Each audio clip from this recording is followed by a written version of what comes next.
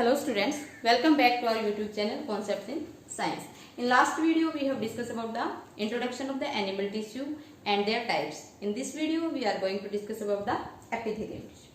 As the name indicates, epi means upper, outer surface. Means this epithelial tissue forms internal और external body surface. ये हमारी body में internal और जो external body surface है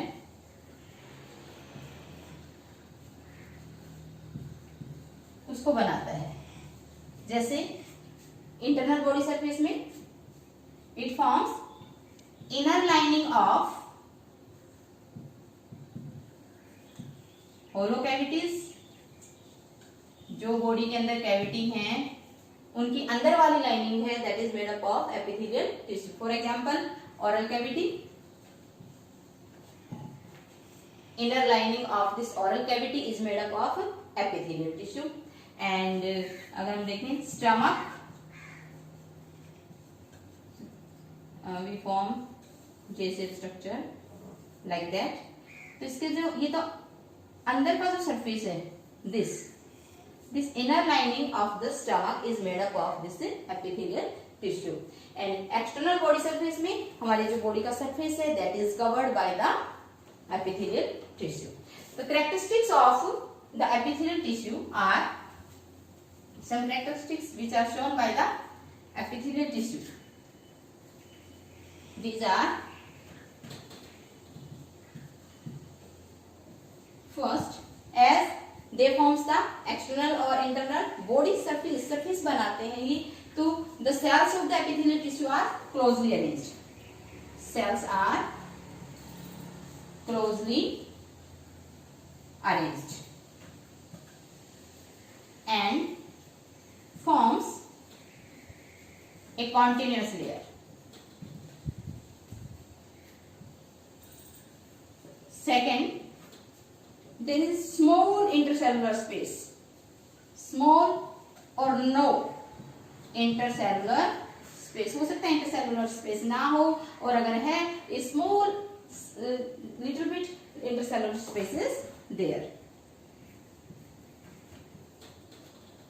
third, जो ये एपिथेलियल सेल्स हैं, the cells of the epithelial tissue lie और present over the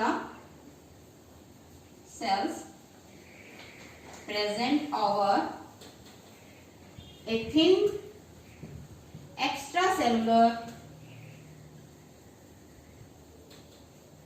fibrous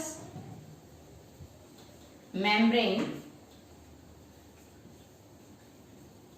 that is क्या कहेंगे हम उसे यहाँ पे basement membrane. So one of the surface of the epithelial cells lie on the basement membrane while the other surface that is called as free surface. तो इनका जो free surface होगा, free surface will face, तो free surface है वो exposed होगा either to the air या external environment और cavity or some fluid. For example, जैसे if the epithelial tissue forms the external body surface or we can say our skin, then their free surface just exposed to the outer environment, external environment के contact में, direct air के contact में. And if this epithelial tissue forms the inner lining of the body cavity, then it will face either the cavity, हो सकता है hollow cavity है और may be some fluid may be present there. जैसे कि हमारे जो ब्लड वेसल्स है, ब्लड वेसल्स की इनर लाइनिंग है that is also made up of epithelial tissue and that will उनका फ्री सरफेस है that will face the fluid that is blood. Along with this, in the epithelial tissue there is no blood और lymph. Blood और lymph की जो nerves हैं, जो supply है, वो एपिथेलियल टिश्यू में नहीं होती. So these are compactly arranged or no intercellular space or small intercellular space is there. They lie, one of the surface of the epithelial tissue or cells lie on the basement membrane and the free surface will face the external environment or the body cavity or some fluid. And जो epithelial tissue है इसके अंदर कोई blood की supply या lymph की supply नहीं होती. Now on the basis of the number of layers forming the epithelial tissue, this epithelial tissue is of two types. This epithelium is of two types. First है simple epithelium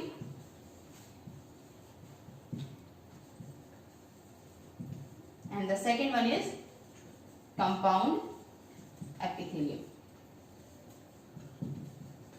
This simple epithelium is single layer, means it is made up of a single layer of cells,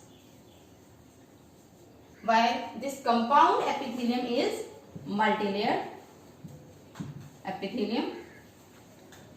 इसको हम stratified भी बोल देते हैं,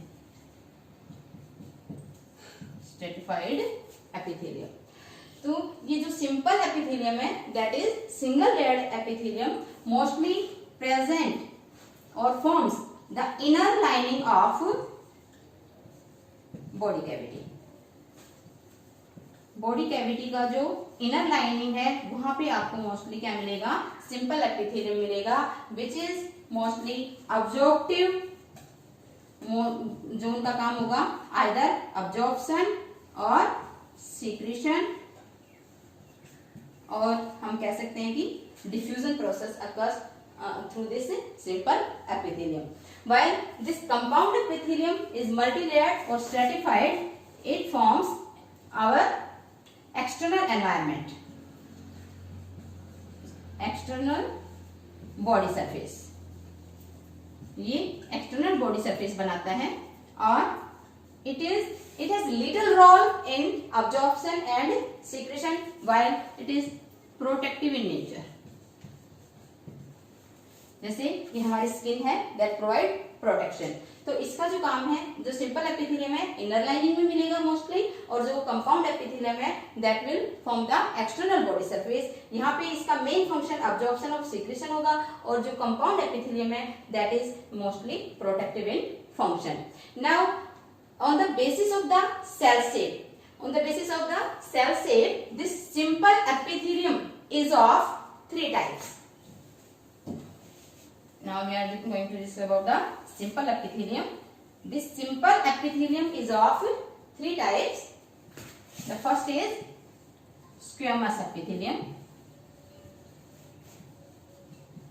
This squamous epithelium, as it is simple epithelium, so it is single layer, and the single layer of cells lie on basement membrane. Basement membrane के ऊपर single layer होती है cells की, and the cells are flat. यहाँ पे flat cells होंगी just like the tiles of the floor. जैसे हमारे फर्श की टाइल्स होती हैं, similar to that here the cells are flattened cells and these are compactly arranged.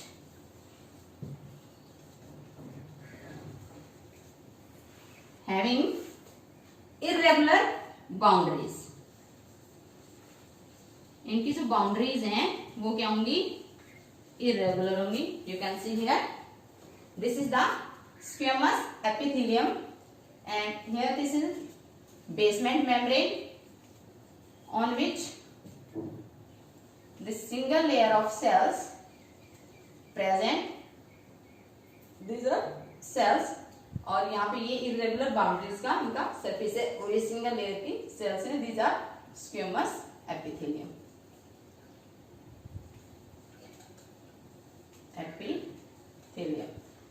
Now location of this squamous epithelium कहाँ मिलेगा? These are the characteristics of the squamous epithelium. Then location, आपको जो squamous epithelium है ये कहाँ मिलेगा? They forms inner lining of the blood vessels. Blood vessels जो है उसमें जो अंदर वाली लाइनिंग है जिसको हम बोलते हैं endothelium, endothelium of blood vessels. Blood vessels का जो एंडोथीलियम है, अंदर वाली लाइनिंग है, वो किसकी बनी होती है? स्क्वेमस एपिथेलियम की बनी होती है। इसी तरह आप अगर देखेंगे कि जो लंग्स हैं, लंग्स में जो एयर कैविटीज हैं, they are inner lining of the air cavities also have squamous epithelium. Inner lining of air cavities in lungs. तो यहाँ पे कौन सा है? स्क्वेमस एपिथेलियम प्रेजेंट होता है। तो अगर हम ब्लड वेसल्स में देखें और inner lining of air cavity में देखें तो यहाँ पे दोनों ही जगह डिफ्यूजन का प्रोसेस है, दैट इज मेन इवेंट होता है यहाँ पे। तो इसका मतलब इसका फंक्शन क्या हो गया? Main function of this squamous epithelium is function here it helps in diffusion, diffusion process में ये हेल्प करता है। जैसे हम देखें कि हमारे जो ब्लड वेसल्स है, ब्लड वेसल्स के अंदर ब्लड होता है, तो जो ऑक्सीजनेशन होती है ब्लड की इन द लंग्स, तो वहां पे एयर कैविटीज में जो एयर है वहां से ऑक्सीजन और ब्लड वेसल्स के अंदर जो हीमोग्लोबिन उसके साथ बाइंड होता है, that is because of the diffusion. और जो ब्लड के अंदर CO2 है, that is diffused out in the air cavity. So we can say that this has major role in the diffusion process. Then the next type of simple epithelium is cuboidal epithelium. Second कौन सा है? Cuboidal epithelium. As name indicate, the cells of the cuboidal epithelium are cube shaped. Tube shaped cells होती हैं, means इनकी length और width जो होती है इक्वल है, means having equal length and width, बराबर होती हैं। तो ऐसे ट्यूब शेप्ड सेल्स ये भी क्या होंगी? Single layer of tube shaped cells कहाँ होंगी? लाई ऑन बेसमेंट मेम्ब्रेन, यहाँ पे भी बेसमेंट मेम्ब्रेन होगी।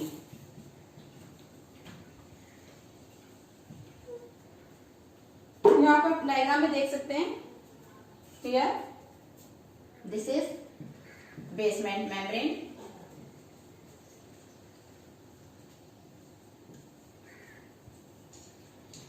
And these are cuboid cells या tube shaped cells. This is the free surface of the cuboidal cells. Here the nucleus is centrally located. The nucleus क्या होगा इनका? इन cells का centrally located होगा, centrally located. Now where is the location of this cuboidal cells? कहाँ मिलेंगे आपको cuboidal cells हमारी body में? Location of the cuboidal epithelium. This cuboidal epithelium forms the ducts of glands and tubular region of nephron. Nephron का जो tubular region है PCT DCT, that has cuboidal epithelium, and along with this duct of the glands also have. तो location क्या हो गया? Location of cuboidal epithelium. These are located in the or forms ducts of glands. Along with this, they are also present in the tubular region of nephron. Nephron में जैसे PCT है, loop of Henle है, DCT है, these regions contains cuboidal epithelium. Along with this, it is also present inner lining of seminiferous tubule. seminiferous tubule में भी आपको ये मिलेंगी. If we draw a cross section of seminiferous tubule, अगर हम एक क्रॉस सेक्शन देखते हैं, seminiferous tubules are present inside the testis where male gametes sperms are produced. तो अगर हम एक seminiferous tubule, that is a tubular structure, अगर हम उसको क्रॉस सेक्शन कट करते हैं तो उसके अंदर हमें इस तरह से क्यूब शेप्ड सेल्स मिलेंगी, and along with the cube shaped cells some columnar cells are also present. तो यहाँ पे जो क्यूब शेप्ड सेल्स हैं, these are, ये जो क्यूबोइडल सेल्स हैं, these are germ cells from which sperms are produced or male gametes are produced, and these columnar shaped cells are Sertoli cells. यहाँ पे हम इनको क्या कहेंगे, Sertoli cells, which provide nutrition to the developing sperms. जो sperm develop हो रहे हैं, gametes develop हो रहे हैं, उनको जो nutrition है that is provided by these columnar cells, Sertoli cells, and here these cuboidal cells act as germ cells from where gametes are produced. So these are the location of the cuboidal cells. Along with this, अब आप देखें इसका function. What is the role of cuboidal cells या what is the function of cuboidal cell? तो अगर ये cuboidal cells duct में हैं, ग्लैंड्स में हैं, that means they are secretory in nature, means secretion इनका काम है. और दूसरा देखें, these are also present in the tubular region of the PCT and DCT. तो PCT और DCT में इनका काम क्या है, absorption as well as secretion, दोनों काम ये करती हैं. वहां पे कुछ absorb भी करती हैं और कुछ ये secrete भी करती हैं. Along with this, inside the seminiferous tubule they form or they produce gametes. Gametes production में भी इनका इनका एक beneficial role है. So these are the cuboidal epithelium. Then the third type of simple epithelium is columnar epithelium. This columnar epithelium, the cells of the columnar epithelium are long elongated. जो third type है simple epithelium की, उसको हम क्या कहेंगे, columnar epithelium. The cells of the columnar epithelium are long elongated, means लंबी होती हैं, elongated होती हैं, जिनका लेंथ ज्यादा है as compared to width, having larger length than width, and these are also single layered, lie on basement membrane. Basement membrane पे होती है ये भी. And here the nucleus of these columnar cells lie on one side. यहाँ पे जो nucleus है ये एक साइड होगा, located on one side, जैसे आप यहाँ पे डायग्राम में देख सकते हैं. Here this is basement membrane,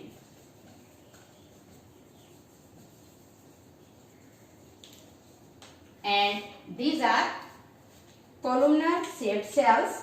ये cells जो आपको दिख रही हैं long elongated cells, these are columnar shaped cells, and here the nucleus of these cells lie on one end, either lower side or upper side, but in most of the cells the nucleus lie on one end. And the location of these columnar cells कहाँ मिलेंगे आपको, ऐसे columnar cells, these columnar cells present in the inner lining of stomach.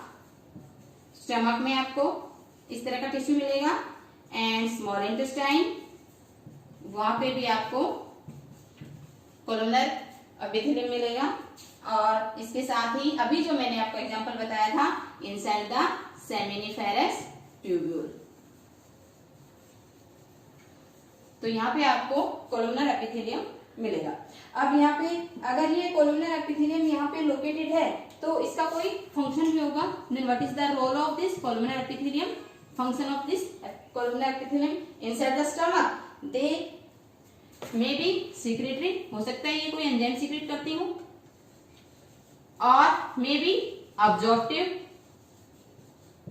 हो सकता है ये secretary हो nature में, हो सकता है ये अब्जॉर्प्टिव हो नेचर में। एंड स्मॉल इंटेस्टाइन में भी डाइजेशन होता है तो एंजाइम्स भी सीक्रेट होते हैं, और इसके साथ ही अब्जॉर्प्शन भी होता है। और जो सेमिनिफेरस ट्यूब्यूल हैं, यहाँ पे ये क्या करती हैं? They provide nutrition, nutrition to developing sperms या गैमेट्स। जो मेल गैमेट्स बनते हैं उनको न्यूट्रिशन भी ये प्रोवाइड करती हैं। So these are the main types of simple epithelium. Now these columnar or cuboidal epithelium get modified according to their location. अपनी जो इनकी जो लोकेशन है उसके अकॉर्डिंग इनके जो फंक्शंस हैं उसमें थोड़ा चेंज आ जाता है। दे गेट मॉडिफाइड समवट, थोड़ा मॉडिफिकेशन इनमें आ जाता है। तो इनकी हम दो फर्दर टाइप्स और इसमें इंक्लूड करते हैं, that is ciliated epithelium and glandular epithelium। जो फोर्थ टाइप इसकी होगी वो क्या होगी? ciliated epithelium। तो जो ciliated epithelium है, the cells of ciliated epithelium will be either cube shaped or columnar shaped।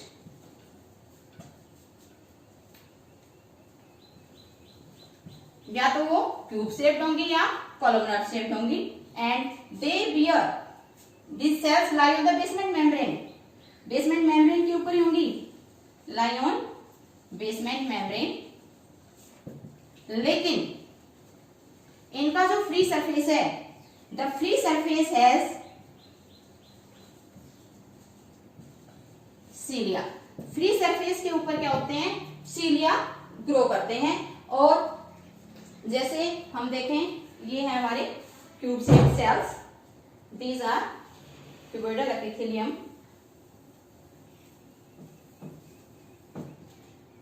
तो ये जो क्यूबोइडल एपिथेलियम है, अगर इनके फ्री सरफेस पे यहां पे ऐसे सीलिया प्रेजेंट होते हैं तो इसको हम क्या कहेंगे?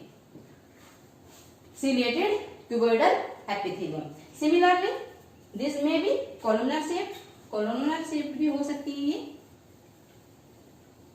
जैसे ये columnar shaped cells हैं तो इनके फ्री सरफेस पे अगर ऐसे सीलिया होते हैं grow, if they bear cilia then we call it ciliated columnar epithelium। Now location of these ciliated epithelium कहाँ मिलेंगे आपको बॉडी में? This ciliated epithelium present in the trachea and fallopian tube, inner lining of fallopian tube। तो यहाँ पे इनका क्या काम होगा? This ciliated epithelium helps in the movement of some mucus और some material। मीन्स जैसे यहाँ से कोई चीज मूव करती है तो ये ऐसे मूव करेंगे, this cilia move like this and they help in the movement of the material और म्यूकस। जैसे अगर हम देखें ट्रैकिया में they will help in the movement of air, movement of mucus, while in the fallopian tube they help in the movement of the ovum from ovary to uterus. तो इनका function क्या हो गया? They help in movement of mucus or air and inside the fallopian tube they help in the movement of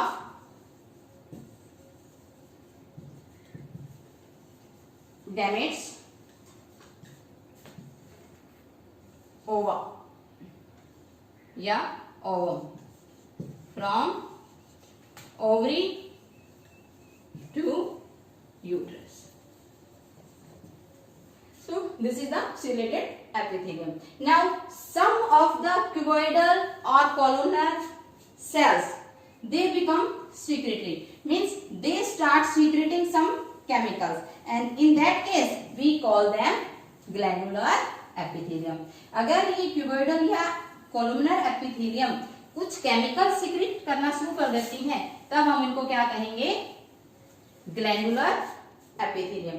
तो जो last है simple epithelium में, that is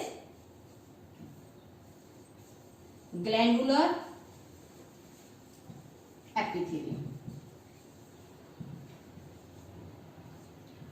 This glandular epithelium means here the cells or group of cell. यहाँ पे single cell भी हो सकती है और group of cell start secreting some chemicals. ये कुछ केमिकल्स सीक्रेट करना शुरू कर देते हैं. ठीक है, उस केस में हम इनको क्या कहेंगे? Glandular epithelium. That means they may B unicellular हो सकते हैं ये, और मल्टीसेलुलर हो सकते हैं. सिंगल सेल है वो कुछ सीक्रेट करती है तो उसको हम क्या कहेंगे? Unicellular gland. और अगर ग्रुप ऑफ सेल्स है तो उसको क्या कहेंगे हम? Multicellular glandular epithelium. जैसे यूनिसेलुलर में एग्जांपल देखें हम, goblet cells. Goblet cells present in the inner mucosa of intestine that secretes the intestinal secretion succus entericus, that is unicellular in nature. While in multicellular, example of multicellular gland is salivary gland, that is present in oral cavity. कहाँ पे होते हैं ये? oral cavity में होते हैं, and these are 3 in number. For further details of this glandular epithelium or the glands, about the glands, you must see the video, introductory video of endocrine